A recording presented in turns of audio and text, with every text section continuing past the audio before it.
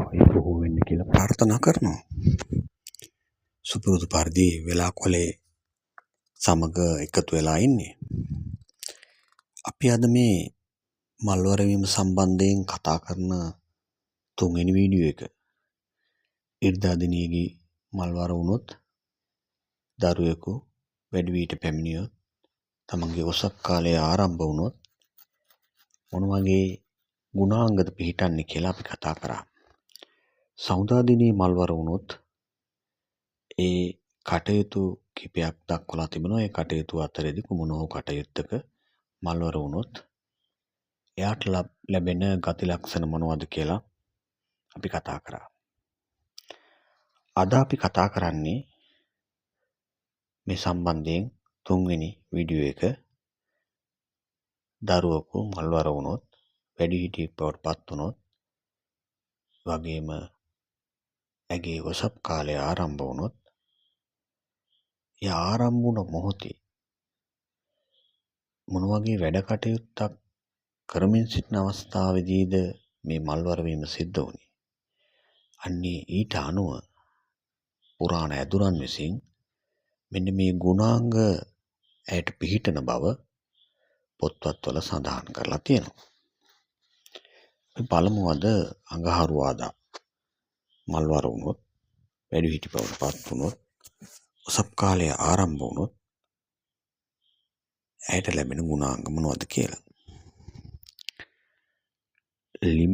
ලිප ළඟට යනකොට මල්වර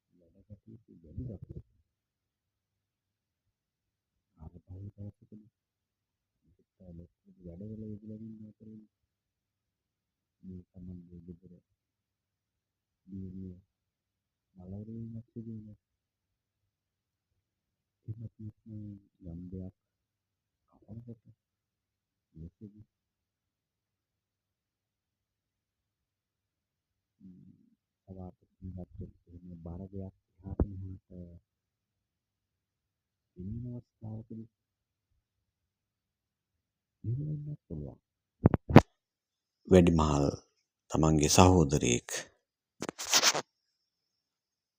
ළඟ ඉන්නකොට ඒ වගේම එම ළඟ ඉඳලා කතා බහ කරලා ආවට පස්සේ මෙන්න මේ කටයුතු අතරතුරේදී දියණියක් වැඩිහිටි ළමයෙකු බවට පත් වුණොත් දක්වලා තිබෙන්නේ ඇගේ ශරීර උෂ්ණත්වය වැඩි වෙනවා. සැප පහසුව ටිකක් අඩුයි. ගෙදර දොරේ වැඩ කටයුතු ඇයට වැඩි වෙනවා. ටිකක් අහංකාර ගති ලක්ෂණ තිබෙනවා. ඒ වගේම මොරණ්ඩු ගති ලක්ෂණ තිබෙනවා. තව කෙනෙකුට යටත් වෙන්න කැමති නෑ. ඉක්මනින්ම කිපෙනවා. ටිකක් සටනට ලැබී විවාහය තරම් සාර්ථක වෙන බවක් පෙන්වන්නේ නැහැ. නමුත් ඇය හස්ත කර්මාන්තවලට ඇඟිලි වලින් කරන කර්මාන්තවලට දක්ෂ වෙනවා. නැගී මේ ඔසප් වීමත් සමග සහෝදරයෙකුට තරමක් අපල කාලයක් වෙන්නට පුළුවන්. මෙන්න මේ ගති ලක්ෂණ තමයි අඟහරුවාදා දිනයක වැඩිහිටි ළමයෙක් බවට පත්වුණු කෙනෙකුගේ ගුණාංග වශයෙන් පෙන්눔 කරන්නේ. එහෙනම් ඔබට සුබ දවසක්.